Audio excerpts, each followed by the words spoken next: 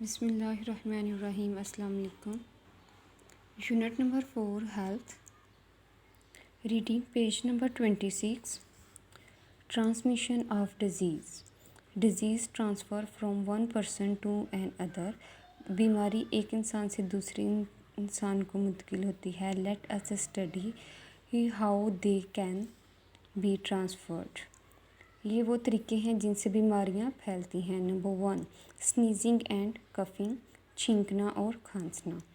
Flu germs can spread from person to person by way of coughing और स्नीजिंग। जो flu के जरासीम होते हैं वो कफिंग और स्नीजिंग से फैलते हैं। That is because droplets from an infected person spread into the air and are inhaled by people nearby. Number 2, touching. Some diseases spread from one person to another through direct contact. For example, touching any part of a diseased person can transmit disease to a healthy person. अगर हम एक healthy person जो है वो किसी बीमार आदमी को टच करेगा तो डायरेक्ट टच करने से भी बीमारी जो है वो ट्रांसफ़र हो जाती है। Number 3, indirect contact. Germs can also transfer from a diseased person to the object around, which can cause disease in a healthy person. Sharing things without washing hands can transfer germs to a healthy person.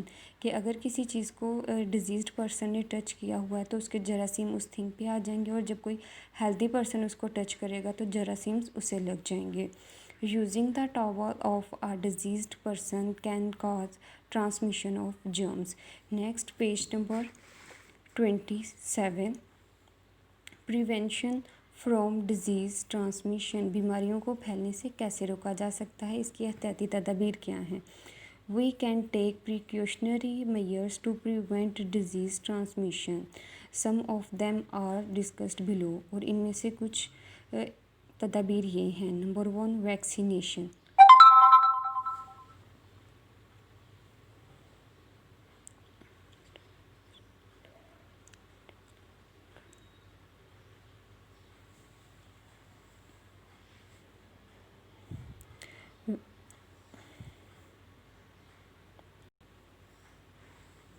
Vaccination helps the immune system to fight against a specific germs. किसी भी बीमारी के लिए जो vaccine करवाई जाती है वो हमारे इम्यून सिस्टम को स्ट्रॉन्ग बनाती है कि बीमारी के ख़िलाफ़ लड़ा जा सके। A vaccine is a substance that helps our body to learn how it can fight the germ of certain diseases such as polio, hepatitis and tuberculosis. TB. Therefore, children are vaccinated at an early age to avoid getting ill. इसलिए बचपन में ही बच्चों को vaccination की जाती है। Number 2, washing hands. As you touch things, you gather germs on your hands. These germs can cause illness if not removed. Keeping hands clean can reduce chances of getting sick. अगर हम काफ़ी time के में हाथ नहीं धोते तो इससे भी जरासीम फैलने का काफ़ी ज़्यादा ख़दशा होता है, तो इसलिए हाथों को वॉश करना चाहिए। Number 3, filtered water. Water contain dirt, soil and chemicals, so it is important to drink filtered or boiled water. It protects the body from disease and leads to good health. हमें filter पानी use करना चाहिए क्योंकि जो simple water होता है उसमें dirt और सॉइल केमिकल्स होते हैं जो कि डिजीज़ के चांसेस को ज़्यादा कर देते हैं। नंबर 4, यूज़ ऑफ मास्क का इस्तेमाल. People having flu can transmit influenza germs to a healthy person through sneeze and cough. Using a mask can block the transmission of germs from air.